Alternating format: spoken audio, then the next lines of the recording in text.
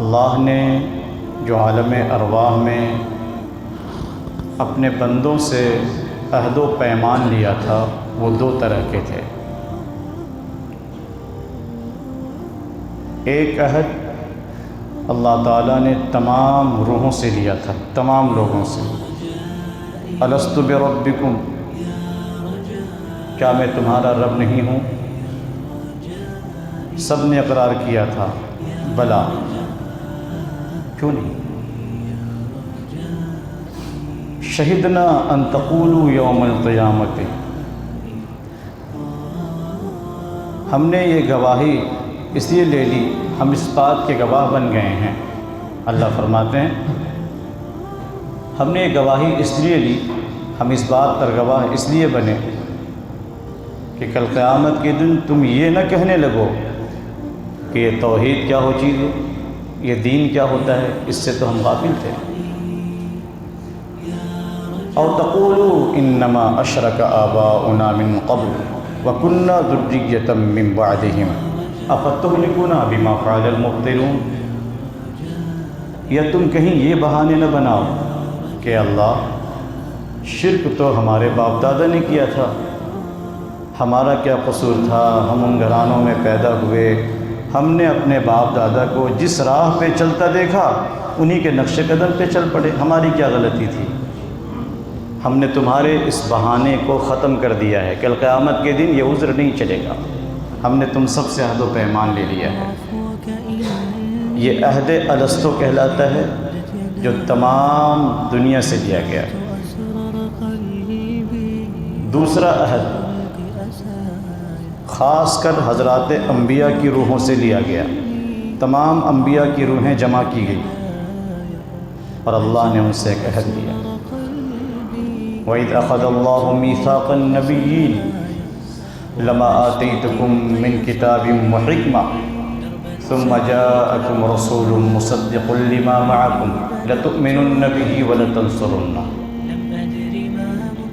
ہم نے نبیوں سے اس بات کا عہد لیا تھا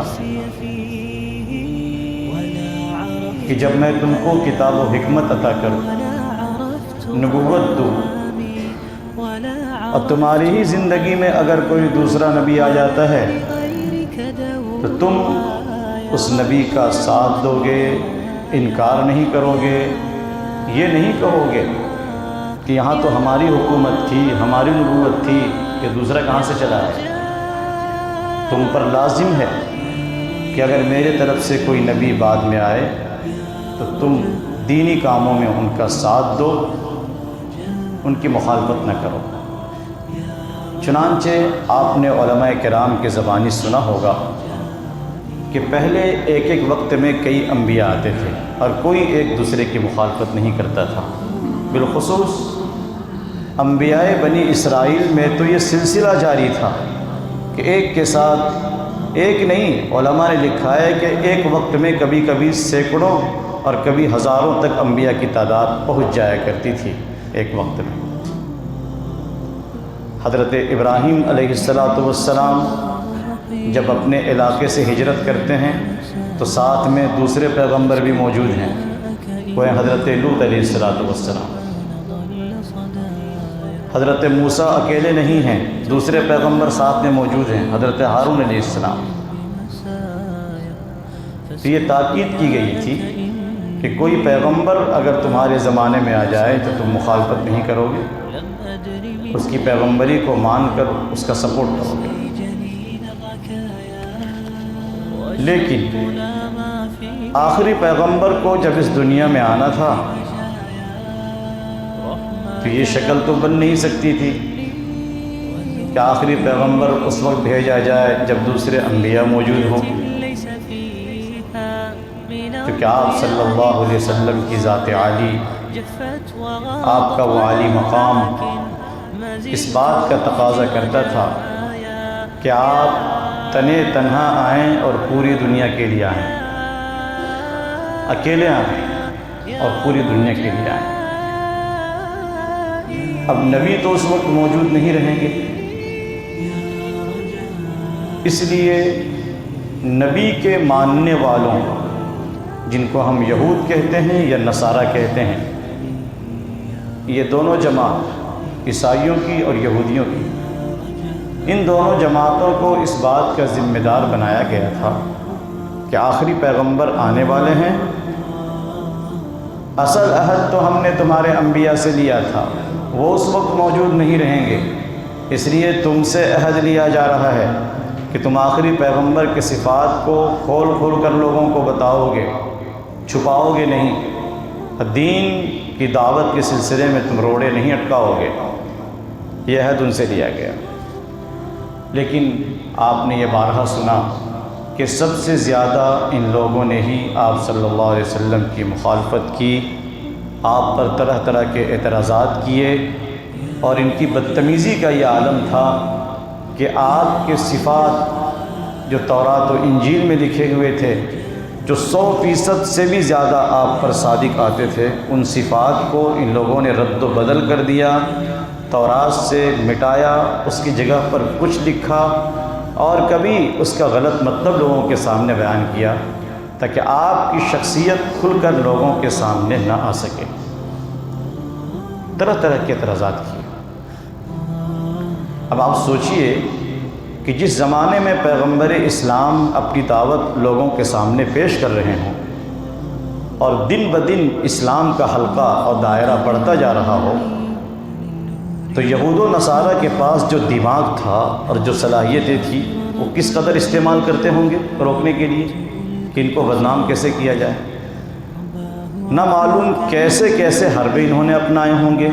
کیا کیا اعتراضات اٹھائے ہوں گے۔ لیکن ان سب کے باوجود آپ کو یہ سن کر حیرانی ہوگی کہ ان دشمنوں نے کبھی بھی آپ صلی اللہ علیہ وسلم کی عصمت، آپ کی عفت اور پاک دامنی،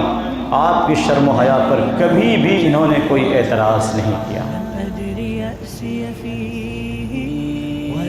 ابو جہل جیسا بدترین دشمن جو ہر وقت چاہتا تھا کہ پیغمبر اسلام ذلیل ہوں، اسلام ذلیل ہو، اسلام کی دعوت رک جائے، آپ نے کبھی نہیں سنا ہوگا کہ ابو جہل نے آپ کی ازدواجی زندگی کو لے کر کہ آپ نے اتنی شادیاں کیوں کی،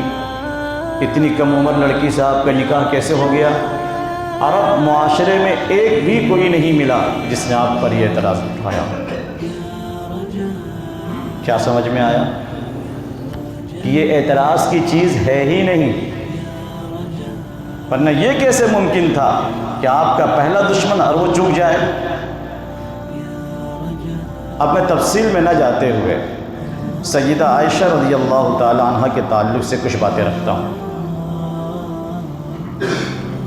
کیونکہ جن کو یہ باتیں ہضم نہیں ہو رہی، یہ بار بار انہی باتوں کو اٹھاتے ہیں۔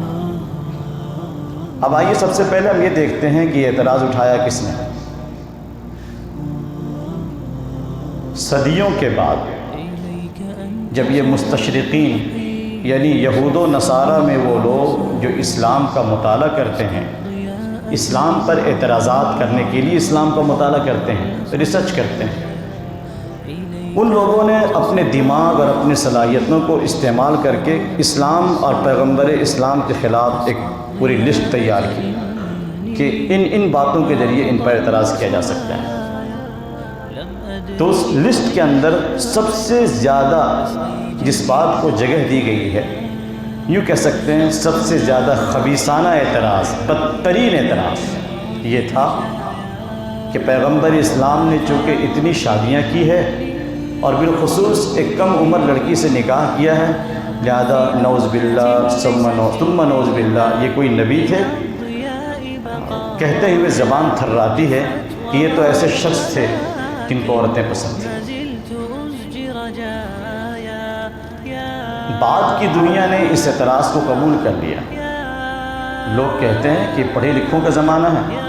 میں کہتا ہوں یہ جاہلوں کا دور ہے۔ کوئی کسی نے کچھ کہہ دیا، بغیر تحقیق کے اس کے پیچھے چل پڑے، یہ دور جاہلوں کا دور ہے، پڑھے لکھے لوگ پہلے ہوتے تھے۔ کسی عیسائی نے اعتراض اٹھایا اور کسی نے تحقیق کرنے کی کوشش نہیں کی کہ یہ اعتراض کی بنیاد ابھی ڈالی گئی ہے، یہ اعتراض تو اس وقت سے ہونا چاہیے تھا، آیا یہ بات قابل اعتراض ہے بھی یا نہیں، اعتراض کر دیا گیا اور آج تک بدتمیزی کا یہ سلسلہ جاری ہے، وقتاً فوقتاً یہ اعتراض لایا جاتا ہے، اٹھایا جاتا ہے۔ چنانچہ جو لوگ حضرت عائشہ